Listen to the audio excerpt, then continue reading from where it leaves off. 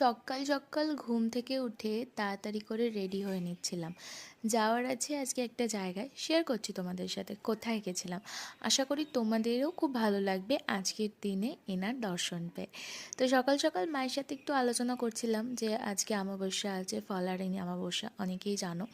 তো সেটা আলোচনা করতে করতেই মা বললো তাহলে যা গিয়ে একটু পুজো দিয়ে আয়।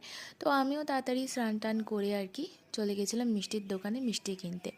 তো ঠাকুরের জন্য একটু মিষ্টি আর একটু ফল নিয়ে নিয়েছিলাম। তো সেটা নিয়ে আমার বাড়িরই কাছে একটা খুব জাগ্রত কালী ঠাকুরের মন্দির আছে, তো সেখানেই চলে গেছিলাম মাকে একটু পুজো দিতে।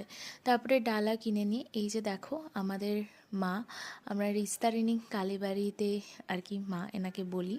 তো তার পাশেই একটা ভোলেনাথেরও মন্দির ছিল। যাই হোক আজকের দিনটা খুবই ভালো, বিকজ আজকে সোমবার।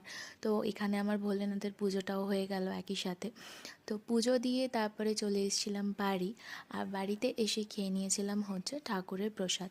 তো আজকে সকালটা এভাবেই কাটলো। তো দেখা হচ্ছে আবার অন্য কোনো ব্লগে। আজকের মতো টাটা। ভালো থেকো সবাই, সুস্থ থেকো, এটাই কামনা করি।